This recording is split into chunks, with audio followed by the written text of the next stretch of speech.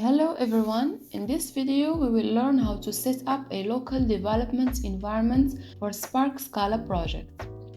First, we'll start by installing Intellij and the Scala plugin.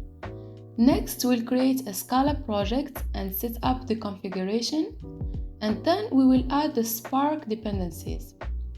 So first of all, let's go ahead and install Intellij. I will just type download Intellij. You can find the link in the description.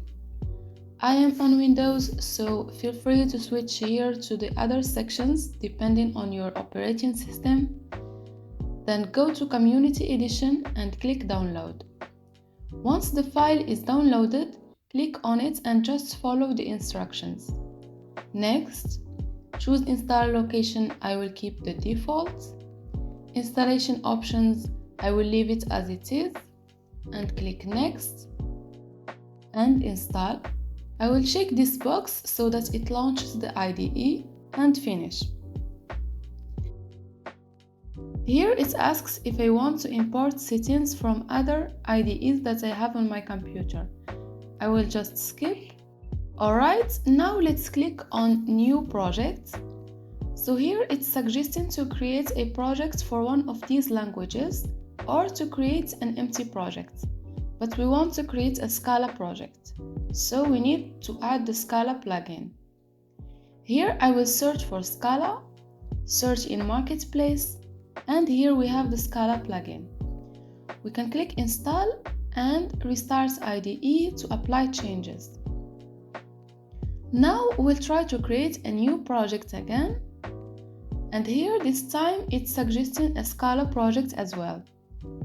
Now we can set up our project configuration.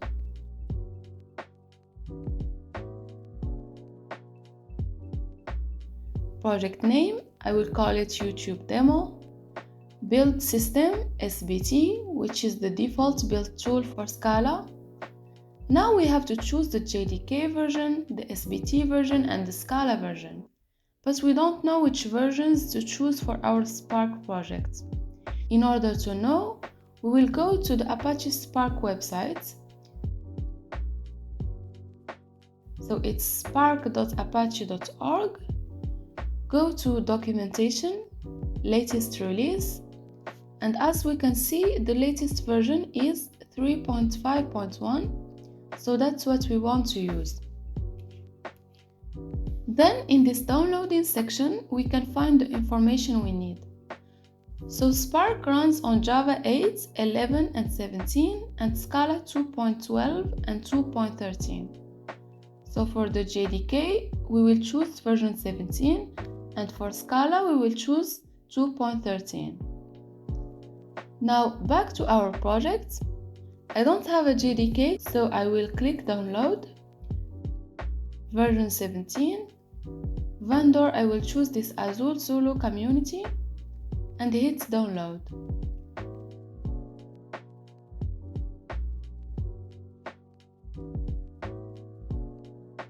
For the SBT, I will choose the latest version. For Scala, I will choose 2.13 with the latest minor version. Now we need to choose a package prefix, which is a best practice in Scala. I will just add a random domain .youtube-demo. Add sample code and create.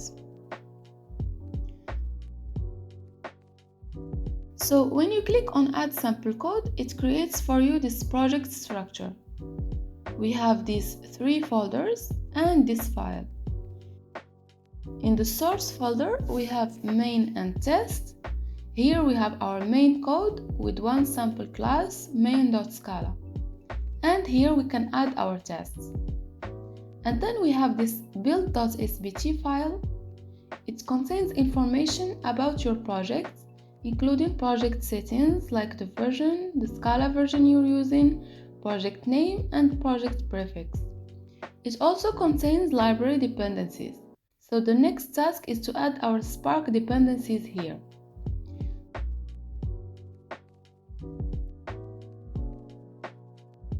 To get our dependencies, we can go to this website, mavenrepository.com.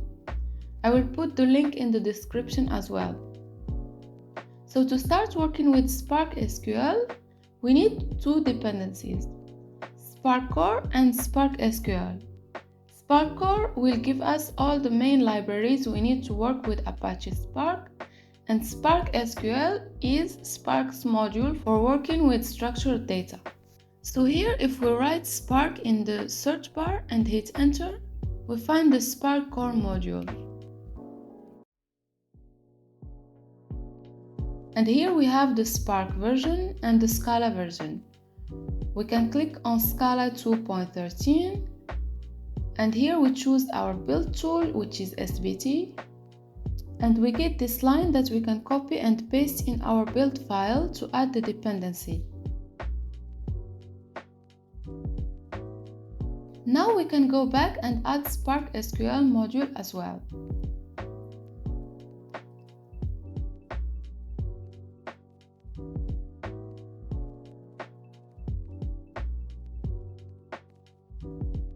Now, instead of having two lines like this, we can make our code a little bit better by adding the two dependencies in one sequence.